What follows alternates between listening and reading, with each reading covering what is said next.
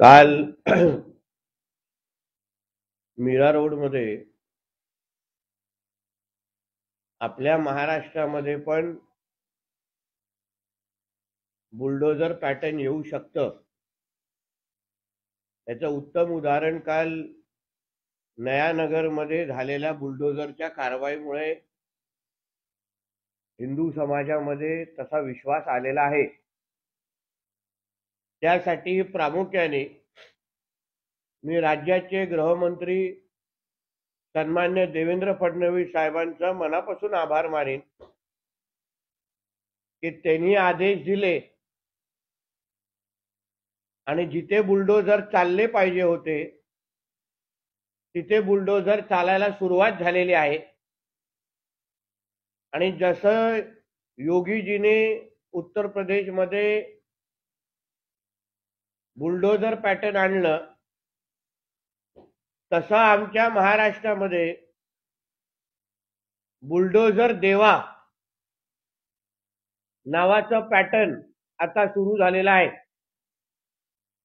जिथे जिथे हे जिहादी मस्ती करतील, लँड जिहादच्या निमित्ताने अतिक्रमण करतील, तिथे तिथे बुलडोजर देवा तुमच्या अतिक्रमणावर चालताना तुम्हाला दिसेल। आणि यापुढे आमच्या महाराष्ट्रामध्ये हिंदूंची लोकसंख्या कमी करण्यासाठी हे कुठेही लँड जिहादचे प्रकार अगर दिसले तर तिथे तिथे बुलडोजर देवा पॅटर्न आपल्याला महाराष्ट्रामध्ये निश्चित पद्धतीने दिसेल।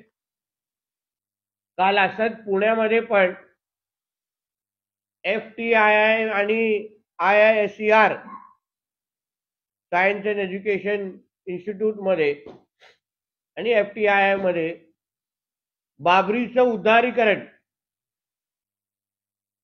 आणि त्याबद्दलचे चित्रफित आणि एक्झिबिशन, बाबरी बद्दल प्रेम दाखवण्याचे काही फलक या दोन्ही शासकीय इन्स्टिट्यूट मध्ये झळकले गेले। मी संबंधित प्रशासनाला सांगेन वेळेत अशा पद्धतीचे जिहादी विचाराच्या लोकांना तुम्ही समज द्या, नाहीतर त्या इन्स्टिट्यूट मध्ये येऊन आम्हाला या जिहाद्यांना त्यांची जागा दाखवायला लागेल। जशी बाबरी तोडून तिथे राम मंदिर उभं केलंय आणि मग त्यांच्या तोंडातून जय श्रीराम कसं काढायचं ह्याचंही औषध आमच्याकडे आहे। म्हणून संबंधित FTII आणि IISER या दोन्ही इन्स्टिट्यूटने यावर बारकाईने लक्ष घालावं। कुठेही जिहादींचे जिथेही हिरवे साप वळवळत असतील त्यांना वेळेत आवर घालावं, एवढं या निमित्ताने मी आपल्याला सांगेन। काल संजय राजाराम राऊत आणि उद्धव ठाकरे नाशिक मध्ये होते आणि भाजप मुक्त अयोध्या असं आहे ना काहीतरी, श्रीराम मुक्त भाजप कोण बोलतायत? जो 10 तोंडी रावणासारखा महाराष्ट्रामध्ये आज आहे। म्हणून या 10 तोंडी मुक्त रावण, 10 तोंडी रावण मुक्त महाराष्ट्र करण्याची आता वेळ आलेली आहे। आणि या रावण मुक्त महाराष्ट्र करल्यानंतर या दोघांनाही त्यांची लायकी दाखवण्याचं काम 2024 ला महाराष्ट्राची जनता करेल असा माझा ठाम विश्वास आहे। बोला आपले काय प्रश्न? रोहित पवार यांना ईडीच्या चौकशीला बोलवण्यात आलं, मात्र त्या ठिकाणी प्रदर्शन देखील झालं। राष्ट्रवादीचे कार्यकर्ते रोहित पवार म्हणतात की सगळ्या चौकशीला सामोरं जाईल। मला हे कळत नाही, आता जे काही शेमड्यासारखं महाविकास आघाडीचे नेते मंडळी रडतायत।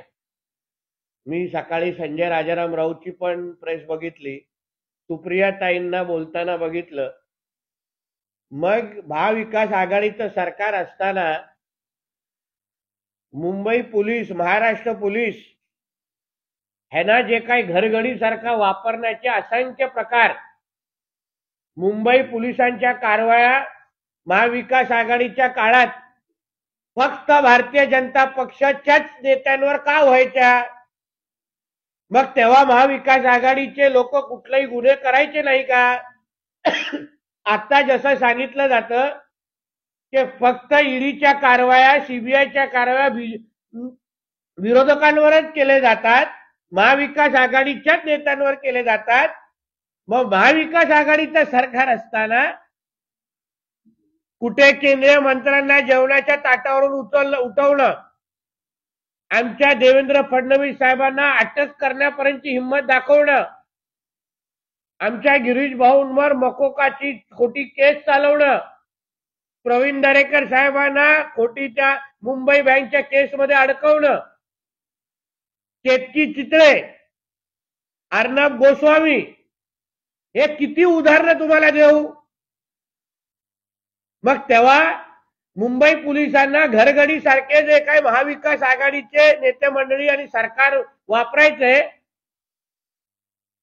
मग तेव्हा आम्ही शेवण्यासारखे रडलो नाही.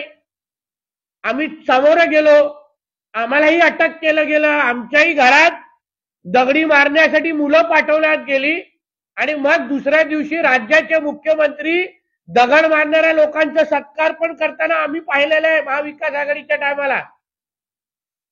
मग मुंबई पोलिसने जेव्हा संजय राजाराम राऊतने त्या डॉक्टर स्वप्ना पाटकरला फोनवर शिवीगाळ केली, धमक्या दिल्या आणि ते फोन मीडियावर दाखवल्यानंतर पण, तो कॉल रेकॉर्डिंग मीडियावर दाखवल्यानंतर पण साधी एक केस संजय राजाराम राऊतवर झाली नाही. आदित्य ठाकरेचं नाव सुशांत सिंग आणि दिशा सालियांच्या मर्डर केसमध्ये वारंवार येतं, साधं चौकशीसाठी त्याला बोलवलं नाही. मग तुमची सत्ता असताना मुंबई पोलिसाला का आवरलं नाही? फक्त बीजेपीचे का नेते मंडळी तेव्हा दिसले? आणि रोहित पवारांनी काय केलं नसेल, कारखाना स्वच्छ पद्धतीने चालवला असेल ना, मग त्याला घाबरण्याची गरज नाही. अन्य वेळी दुसऱ्या नेत्यांवर बडबडत बसायचं, टीका टिप्पणी करायची, जिकडे तिकडे थोबाड वाजवत बसायचं आणि मग आता ईडीला कारवाईला जाताना डायपर का घालायला लागतंय? राष्ट्रवादीच्या नेत्यांचं असं म्हणणं आहे की रोहित पवार यांनी युवा संघर्ष यात्रा काढली आणि त्यामुळे भाजप घाबरलाय. अहो, त्या युवा संघर्ष यात्रेला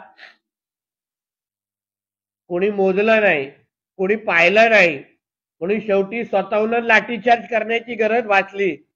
म्हणून रोहित पवारची लायकी स्वतः जितेंद्र आव्हाड काढतात, कधी त्यांचे अन्य नेते काढतात. पहिलं रोहित पवारलाची इज्जत त्याच्या राष्ट्रवादी गटाचे नेते तरी करतात का, पहिलं विचारा. मग आम्ही तर फार लांबचे राहिलो.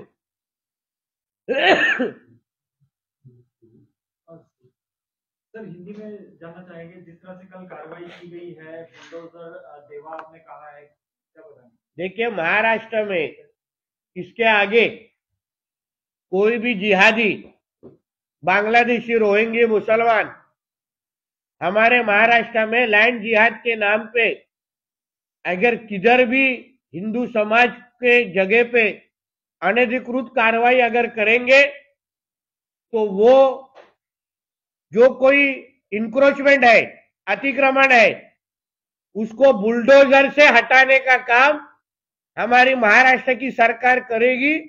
उसका पहला एपिसोड आप लोग ने कल नया नगर मीरा रोड में देखा होगा. जैसा यूपी में बुलडोजर चलता है वैसे अभी हमारे महाराष्ट्र में बुलडोजर देवा, ये पैटर्न अभी महाराष्ट्र में आया है. इसके आगे जाके किसी ने भी हमारे हिंदू समाज की संख्या कम करने के लिए वहां अगर अतिक्रमण किया होगा, जिहादियों का जहां जहां लैंड जिहाद चालू होगा वहां वहां बुलडोजर देवा पैटर्न आपको दिखेगा. एक FTI और ISER, ये दो जो गवर्नमेंट इंस्टीट्यूट है, वहां रिमेम्बरिंग बाबरी और रामायण के ऊपर गलत फिल्म दिखाने का कुछ शो रखे गए हैं, बैनर लगाए गए हैं, ऐसी मालूमात मेरे पास है और इंफॉर्मेशन भी मेरे पास आई है। वहां के प्रशासन ने और एडमिनिस्ट्रेशन ने ऐसे कोई भी जिहादी सोच के लोग तुम्हारे आपके इंस्टीट्यूट में अगर इस तरीके का बैनर लगाते होंगे तो सही वक्त पे उन पे कार्रवाई कीजिए, वरना हमको ये इंस्टीट्यूट में आके उनको उनकी जगह दिखानी पड़ेगी। फिर बाबरी को जैसे नीचे गिराया वैसे इनको दिमाग को भी नीचे लाने का काम हम हमारे माध्यम से करेंगे। इसलिए वो इंस्टीट्यूट के एडमिनिस्ट्रेशन ने उसके ऊपर एक्शन लेना चाहिए, हमारी उसके ऊपर कड़ी नजर है। इम्तियाज जलील जो है मैं उनके सांसद और संभाजीनगर से, वो कह रहे कि जो मीरा रोड में हुआ वो बीजेपी ने कराया क्योंकि जरांगे पाटिल मुंबई में आ रहे हैं, उससे ध्यान भटकाने के लिए सब साजिश। देखिए इम्तियाज जलील की सोच कितनी बड़ी है ये उनके स्टेटमेंट से हमको समझता है। गया नया नगर में जाके वो जिहादी क्या कर रहे हैं वो थोड़ा इम्तियाज जलील ने जाके उधर खड़ा रह के देखना चाहिए और उसके बाद मुंह खोलना चाहिए। संभाजी नगर में बैठ के इतनी बड़ी बड़ी बातें उनको करने की शोभा नहीं देता। जाके मीरा रोड में खड़ा रहो और फिर हमसे बात करो, फिर हम जब देखते। एक बाबरी को लेकर कोई सबूत नहीं थे, मंदिर होने के कोई सबूत मुझे लगता है कि बाबरी गिराने के साथ या अब्बू आजमी जैसे भी एक दो लोगों को भी उस तरीके ही गिरा के बाजू कर देना चाहिए था। ये इस तरह से कीड़ों मकोड़े अभी तक जिंदा है, इसलिए अभी तक हमारे देश में परेशानियां हो रही है। तो मुझे लगता है कि बाबरी के कार्रवाई के बाद और छोटी मोटी एक दो कार्रवाई बची होगी।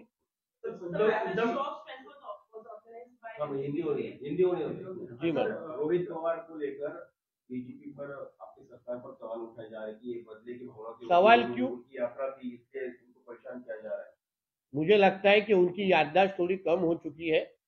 जब भी महाविकास आघाड़ी की गवर्नमेंट ये महाराष्ट्र में थी तभी मुंबई पुलिस, महाराष्ट्र पुलिस ने एक भी कार्रवाई किसी महाविकास आघाड़ी के लीडर पे की होगी ऐसा मुझे एक नाम बताइए।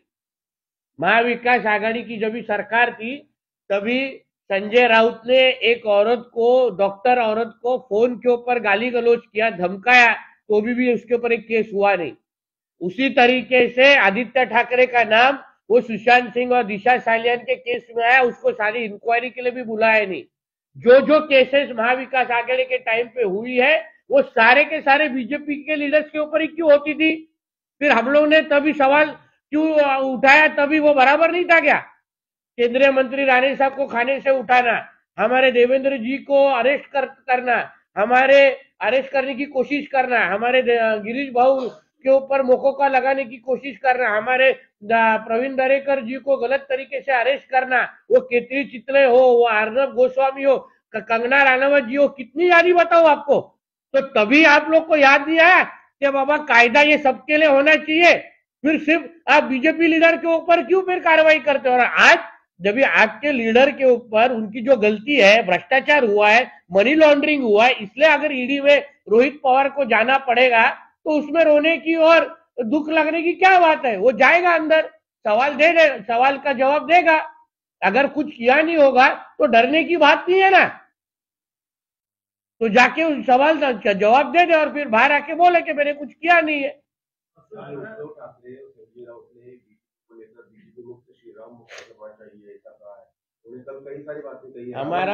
हमारे महाराष्ट्र भी उद्धव ठाकरे जैसा रावण मुक्त महाराष्ट्र करने की बहुत जरूरत हो गई है। मातोश्री मुक्त महाराष्ट्र भी करने की बहुत जरूरत हो गई, क्योंकि ये सारे की कीड़ ये वहां से ही पैदा होती है। तो इसलिए बीजेपी मुक्त राम ऐसा कभी हो नहीं सकता, क्योंकि हमारे हले के दिल में राम बैठा है। मगर रावण मुक्त महाराष्ट्र ये जरूर हम 2024 में करेंगे और उद्धव ठाकरे और संजय राउत का दुकान हमेशा के लिए बंद कर देंगे।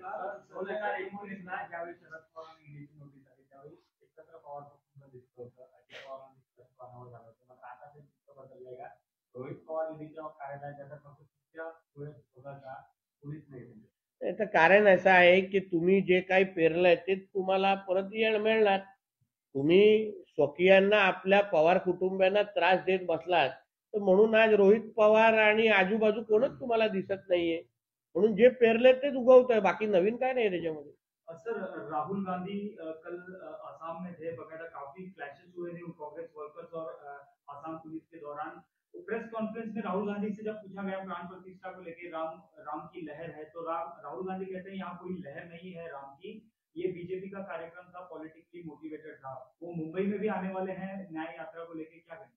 देखिए ऐसा है, राहुल गांधी को जिहादियों को छोड़ के और कुछ किसी की लहर दिखती ही नहीं है। उनकी जो न्याय यात्रा कुछ है, उसका नाम मियाँ को न्याय देने वाली यात्रा रख देनी चाहिए, क्योंकि उनके यात्रा में मियाँ भाई छोड़ के और कोई दिखता ही नहीं है उधर। वो उनके लिए वो यात्रा निकालते हैं, बाकी के लिए, हिंदू समाज के लिए यात्रा कहाँ निकालते। इसलिए तो उनको इतना बड़ा राम मंदिर उधर तैयार हुआ है, उनको उन्होंने बहिष्कार डाला है। यही राहुल गांधी की गवर्नमेंट थी यूपीए की, जिसने राम के अस्तित्व के ऊपर प्रश्न उठाया है। तो इसलिए उसको, जिहादियों को छोड़ के और उसको कुछ दिखेगा ही नहीं, इसलिए आश्चर्य लगने की कुछ चीज ही नहीं है। प्रभू श्रीरामाप्रमाणे सगळ्या संकटांचा सामना करतात असं रामाशी तुलना केली, ऐसा है, रावण म्हणतात. ज्याच्या जो प्रभू श्रीरामच्या म्हणजे धुळी एवढा पण नाहीये, नुसतं भगवं वस्त्र आणि ते काहीतरी ते हे टाकली, माळ घातली, म्हणून अशा पद्धतीचे चायनीज मॉडेल हिंदू, हे लोकांना कोण महत्व देण्याची काही कारण नाही. कारण काय, ह्यांची हे ओरिजिनल हिंदू होऊच शकत नाही. त्याला साधं त्या आरतीचं ते हातात घ्यायला जमलं नाही. ज्या माणसाला आरतीच्या नावाने तिथे जातो आणि साधं आरतीचं ते हातात घ्यायला तुम्हाला जमत नाही, तुम्ही कसले हिंदू आहे? नौटंकी हिंदू म्हणतायत उद्धव ठाकरेला, बाकी काय नाही. Yes madam.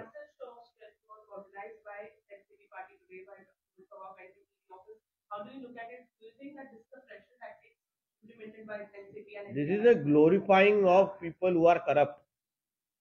People who have been called by the ED for money laundering cases. I don't understand why would the party want to glorify them. What great have they done that you have to show a massive show of strength? Let him go inside to the ED office and let him answer and come back. Why do you have to try to pressurize the ED officer, showing that he is some kind of a leader? If he hasn't done anything, I don't think he has anything to fear.